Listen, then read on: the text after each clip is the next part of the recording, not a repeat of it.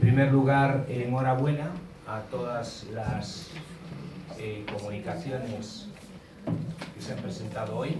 Me han parecido todas ellas aportaciones muy interesantes y felicito, por tanto, los trabajos que habéis realizado durante este año.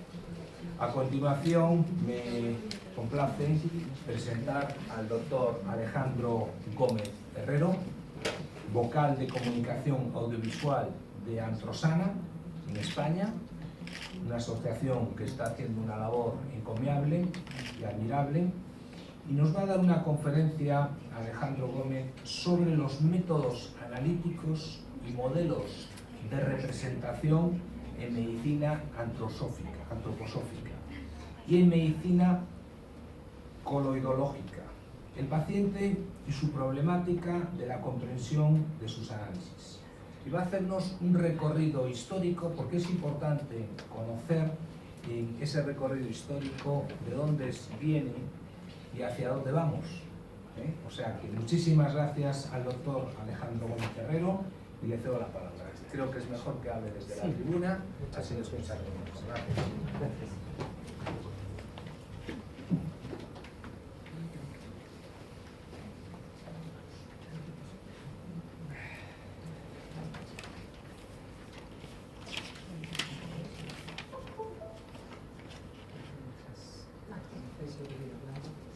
Bueno, muchísimas gracias.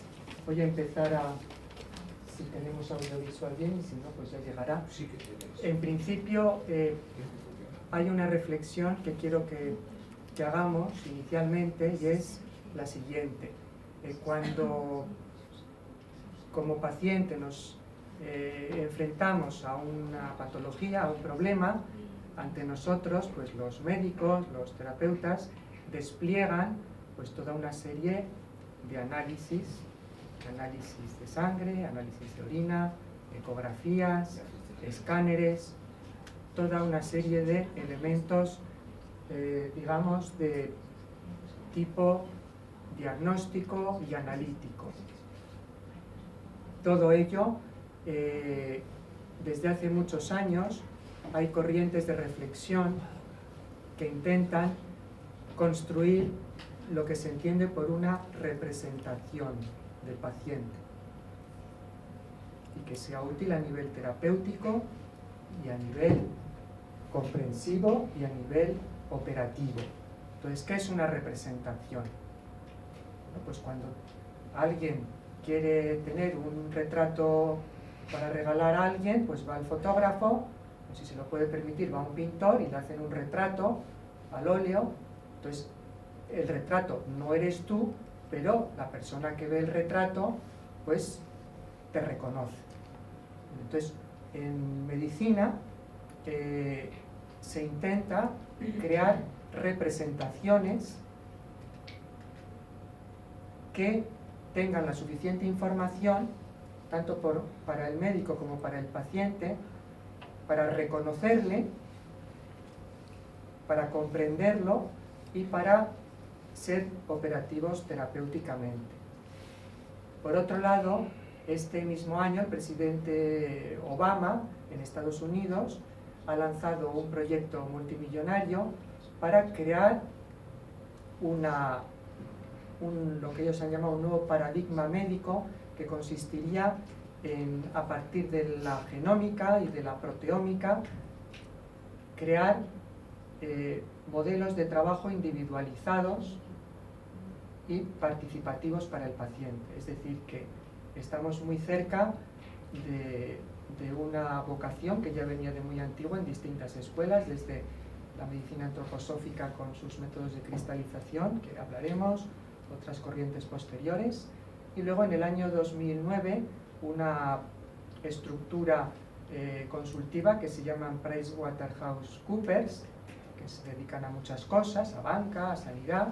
Pues ellos, a nivel prospectivo, analizan la realidad, analizan tendencias, y ellos lanzaron la reflexión de que el futuro del inicio del siglo XXI sería el desarrollo de una medicina que tendría que ser individualizada, que tendría que ser participativa que tendría que tener unas características representacionales en los modelos analíticos a crear para ser más operativos. Y ello desde dos disciplinas, que son la genómica, el mapa genoma humano, y la proteómica.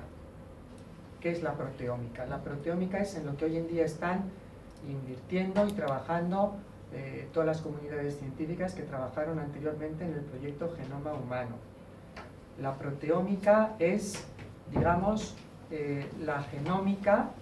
La genómica es la estructura fija intracelular de nuestra herencia, de nuestra memoria, lo que da el color a nuestros ojos, al pelo, lo que de alguna manera programa nuestra estructura corporal. Y la proteómica es la expresión dinámica de aquello que está circulando en la sangre.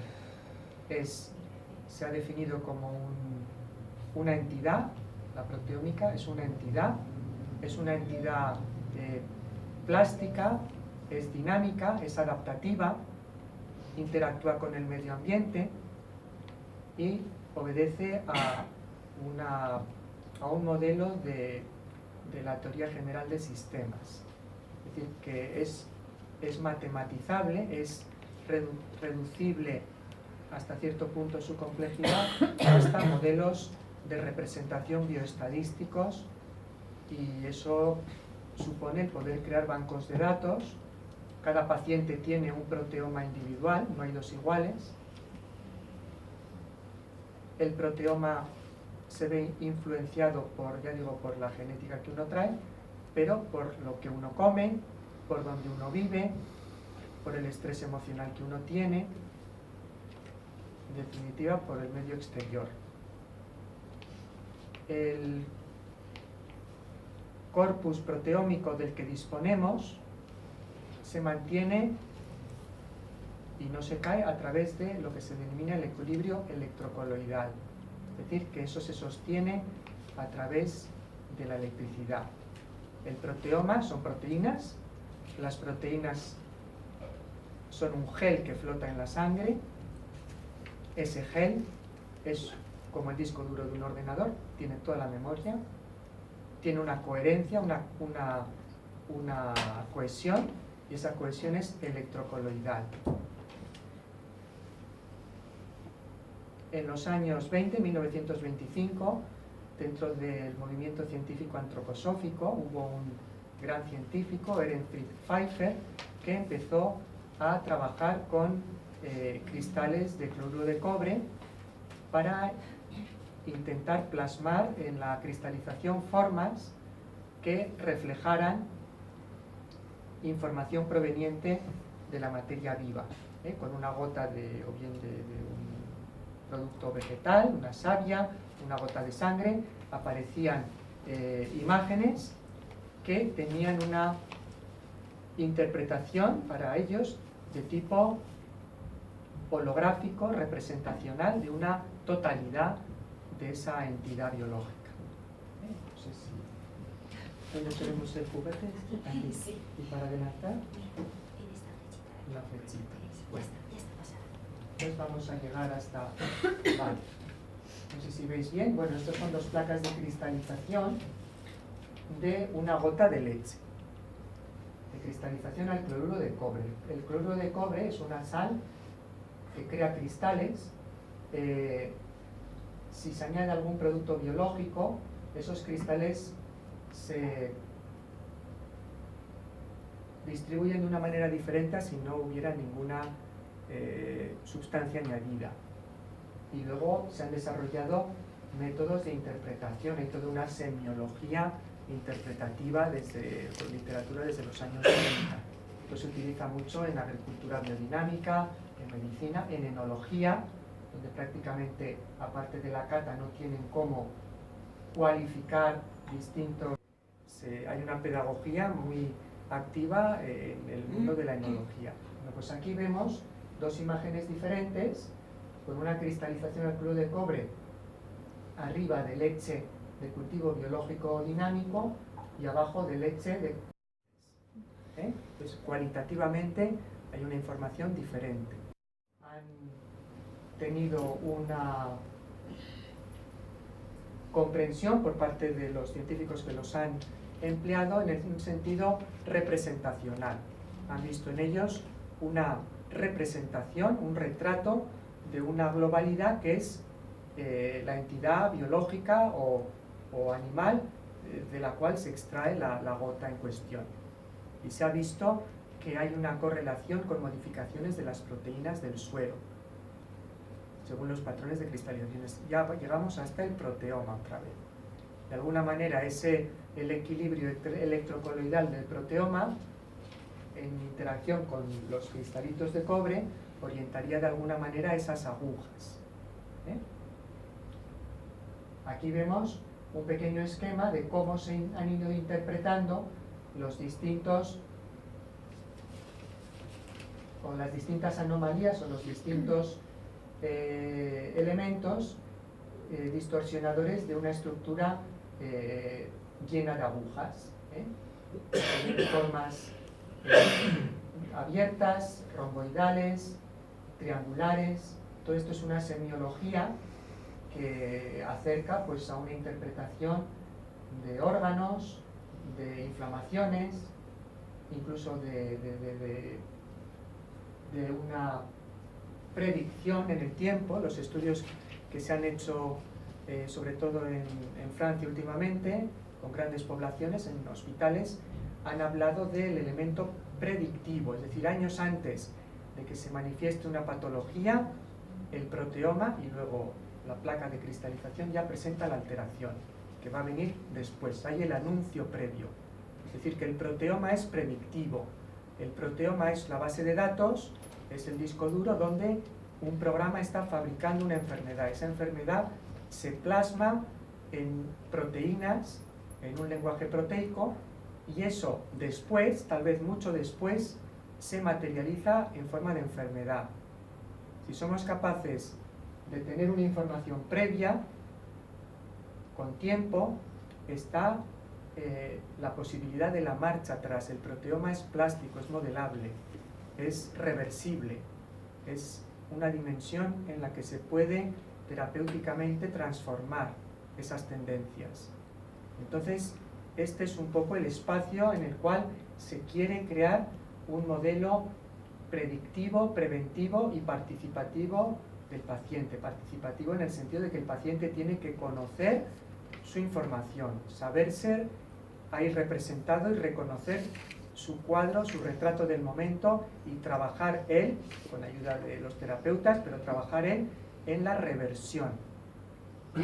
Y tiempo después repetir este test o otro tipo de test que existen, hay distintas líneas de trabajo, y ver el camino recorrido, el retroceso. O sea, todo esto es un nuevo paradigma médico que se está desarrollando. Con estas placas de cristalización se ha creado una topografía orgánica, es decir, que el organismo está representado, los riñones, el corazón, el estómago, una topografía. Esto es como un holograma representacional, igual que lo podemos tener en auriculoterapia, con el oído, etc. Sobre todo la investigadora francesa Marie-Thérèse Piva ha trabajado muy a fondo en crear programas informáticos de interpretación de estos test, y también en la Universidad de Kassel hoy en día hay un equipo de investigación que han creado programas de interpretación de estas formas y que todo esto de alguna manera sea operativo ya en un plano bioinformático. Eso en cuanto a los test de cristalización. Sé que hay toda una posibilidad de desarrollo. Otro tipo de test son los test llamados de floculación. Es decir, que el proteoma del que hemos hablado se obtiene centrifugando el suero del paciente. En este suero, que está en un equilibrio electrocoloidal esas proteínas están flotando como en lavavajillas en el agua, y eso se llama un coloide en equilibrio. Bueno, pues si ahí vamos introduciendo reactivos, desde el zumo de limón, acetato de cobre, hasta cualquier reactivo químico, hay grupos de esas proteínas que se van al fondo y esas proteínas han precipitado. Se le dice que han floculado, han formado unos copos y se han ido al fondo. Bueno, pues es otra manera de ir aislando fracciones de ese proteoma. Y con este método, desde los años 70, con unos análisis muy primitivos al principio, con unas representaciones estadísticas de desviación, se fue llegando hasta unos modelos de tipo biomatemático en forma de curvas bioestadísticas. A la izquierda tenemos una curva de un paciente en un estado de salud, tiene una estructura como de V, dentro de una desviación de más o menos 0,5, en cuanto a una población sana, que debiera de estar ahí estadísticamente, con todo el proteoma dividido en 55 test de precipitación. No se ve muy bien, pero en rojo aparecería toda la dimensión del colesterol, con el cual se puede leer pues, todo el metabolismo del hígado, de las grasas, pero también todo el psiquismo, toda la emocionalidad. Nuestra emocionalidad depende de las grasas. Nuestro cerebro está hecho de grasa, de esfingomielinas, y según dónde en el paciente, si a la izquierda o a la derecha estén ciertos parámetros rojos, sabemos de esa persona que va a ser introvertida, que va a ser difícil para la relación social o que va a caer en estados depresivos al mínimo estrés biológico. Y eso se asocia a ciertas lipoproteínas a la baja. Mientras esas lipoproteínas no las hagamos subir, ese patrón emocional no se modifica.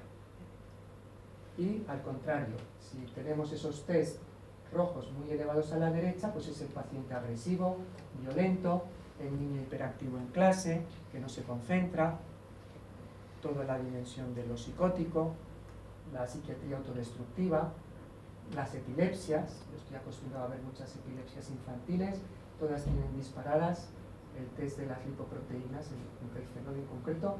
Si lo haces bajar, de 40 epilepsias en niños con graves problemas, se reduce a una o a ninguna al día. Estos test tienen luego la explotación terapéutica asociada, es decir, que esas proteínas a las cuales sabemos qué patologías están asociadas según donde estén en las curvas, aparte de que hay una fitoterapia, y ya sabemos si hace subir o bajar ciertas familias de proteínas, tenemos la posibilidad de crear la antifracción. Con ese grupo de proteínas se inyecta un equino, a un caballo, el caballo fabrica anticuerpos, esos anticuerpos se homeopatizan, eso se convierte en un remedio homeopático que luego se constata que hace bajar grupos de proteínas que estaban preparando una enfermedad. A la derecha vemos una gran patología con una serie de parámetros muy disparados a la derecha. Y todo lo que es destructivo, lo que es patológico grave, desde una enfermedad autoinmune hasta el cáncer, todo se dispara en una hiperfloculación. Aquí en estas curvas lo que se mide básicamente es la densidad óptica de las proteínas, que es su forma al paso de un haz de luz. Esto es una representación. Un paciente a la derecha con un buen balance de gestión emocional y de salud en un entorno, y a la derecha pues una situación caótica. Cuanto más se abre la curva, más nos alejamos de la salud. Y cuando alguien está próximo a su final, se dispara todo y ya no hay manera de hacerlo bajar. Hagas lo que hagas. Y luego hay otra cuestión importante. Se trata de dos ejemplos de fibromialgia, con dos curvas que no tienen nada que ver una con otra, con dos tratamientos que lógicamente no tendrían que ver uno con otro. La individualización. Sí. No existe ya desde este nuevo concepto la enfermedad como un logos con una estructura fija de terapia. No, es que no hay.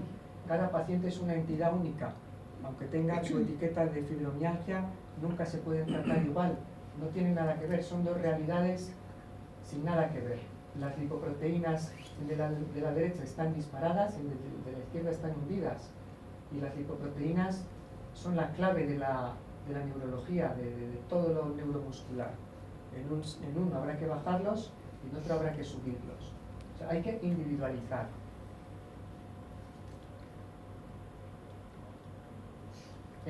Los colores de esos floculados por focalización isoeléctrica se clasifican: en rojo las grasas, en verde las proteínas inflamatorias según los colorantes, y en azul las gamaglobulinas de defensa.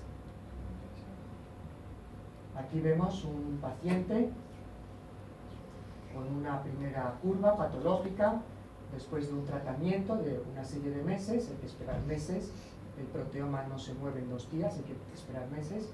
Hay una mejoría primero del proteoma y luego a nivel clínico del paciente.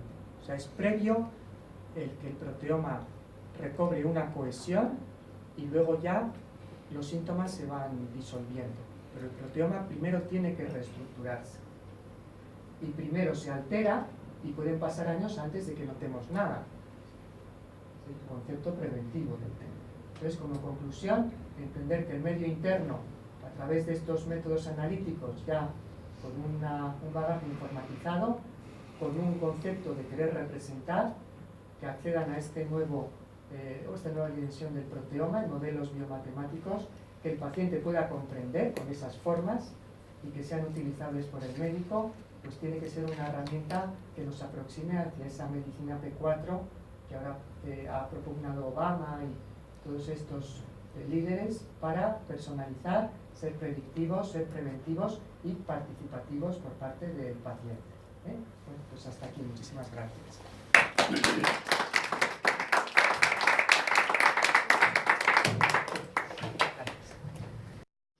Siéntate si quieres hacernos unas preguntas. Yo creo que esto es un tema de máxima actualidad. La personalización, tratamientos hechos a la medida, personalizados, individualizados, a la carta, con una medicina predictiva, hoy son claves, y has tocado temas esenciales como la proteína. Enhorabuena, y me alegro mucho de que hayas pronunciado un discurso, sobre todo tan claro y tan conciso. Si tenéis algunas preguntas, ¿las podemos hacer? Sí.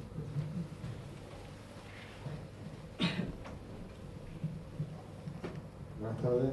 En primer lugar, darte enhorabuena. Creo que yo no sabía nada de esto y creo que me he enterado de algo. O sea, creo que lo has hecho muy bien. Me gustaría saber, en primer lugar, si hay algún instituto o hay algún, aparte de la universidad que has comentado, ¿cómo era? ¿Lancaster? Universidad de Kassel, en Alemania, sí. Si hay un repositorio donde se puedan consultar las investigaciones las últimas investigaciones sobre esto, sobre todo pues para poder acceder a ello. Sí.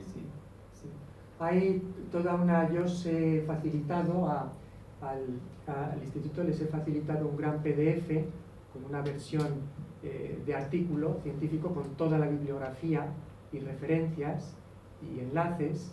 Y si te lo podrían facilitar, pues podemos facilitar, ahí está todo en forma de un artículo con toda la bibliografía y todas las referencias. Sí. Hablas con Vanessa, y las personas además que queráis localizar al doctor Gómez Herrero, Vanessa os pone en contacto con él sin ningún tipo de problema. Y luego, desde el punto de vista más operativo del día a día, yo ya estoy pensando en investigaciones.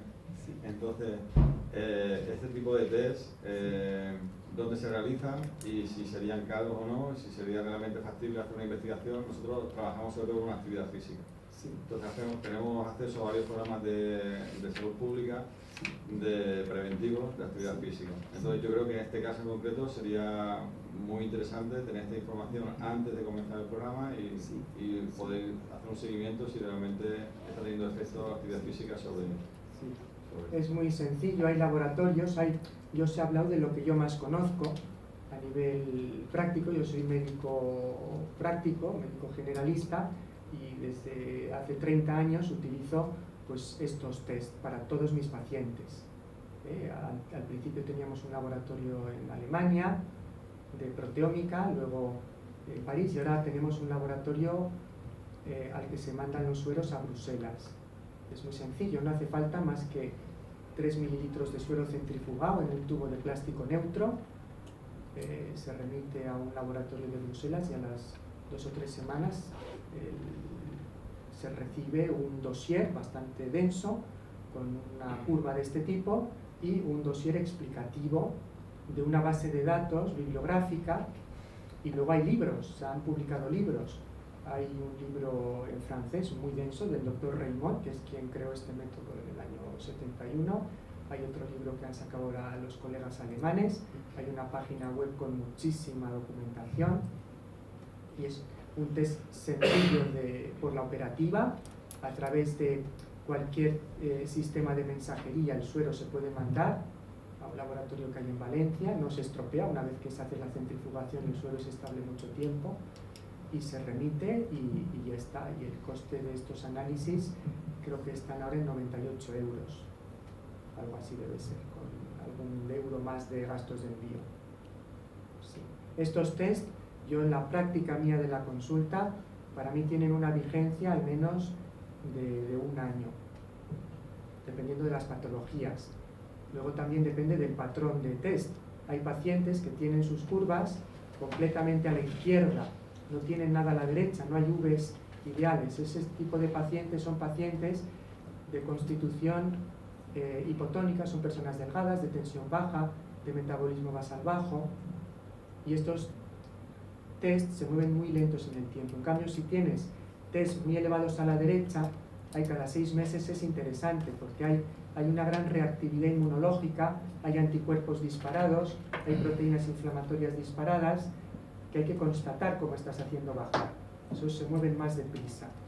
Y luego hay grupos de proteínas que pueden moverse en poco tiempo. Las glicoproteínas inflamatorias, por ejemplo, después de un maratón, pues van a estar disparadas y 4 días después han vuelto a bajar.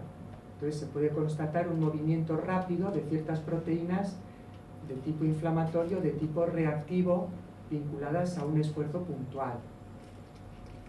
Por otro lado, en los test hay una capacidad de lectura en órganos, nivel de operatividad de cada órgano del cuerpo, hígado, intestino, cerebro, bazo, en fin, hay una semiología que test por test nos informa muy detalladamente de cada órgano, aparte de la anécdota que os he comentado de la psicoemocionalidad, que es algo muy espectacular, porque ¿quién iba a decir que en la sangre pues está metido si rompemos platos o no cuando discutimos en casa, ¿no? O si nos metemos en el cuarto a oscuras?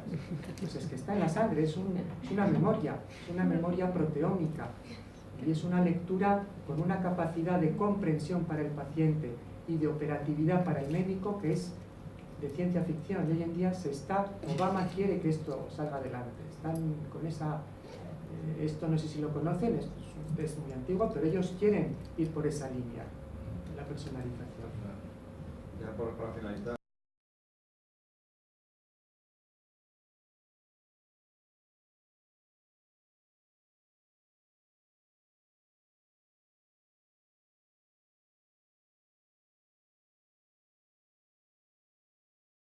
Es decir, vamos a ver, cambio un poco el discurso. Hoy en día todo paciente que llega a mi consulta tiene un grado de estrés córtico hipotalámico unido a ser todos rehenes de un mundo lleno de máquinas, de informatización, etc. El ejercicio unido a una respiración tiene un papel terapéutico muy profundo y lógicamente es un elemento de transformación de situaciones de estrés biológico inicial, y sobre todo, ya digo, aparte de que haya genéticas lastradas, pero en la colectividad es el sistema nervioso, es decir, lo que explico yo a mis pacientes, tenemos la misma biología que tenían hace 100 años cuando pasaba un coche de caballos cada 2 horas por la calle. La biología que tenemos es la misma, se nos exige 1 millón de veces más a nuestras neuronas, y todo eso hay un reflejo ahí. En el dispararse los parámetros, los marcadores biológicos. y una cultura del ejercicio, del aire libre, de salir sin las máquinas, de respirar, ¿entiendes? Eso es un elemento de autorregulación, de sanación, muy importante. Nosotros hicimos estudios hace años con grandes grupos de colectivos que hacían yoga y ver cómo eran los test antes, después, y había una armonización de los parámetros, porque hay un cambio de electricidad cerebral, ondas alfa, ondas beta, hay un cambio de electroencefalograma cuando se está en estados de relajación.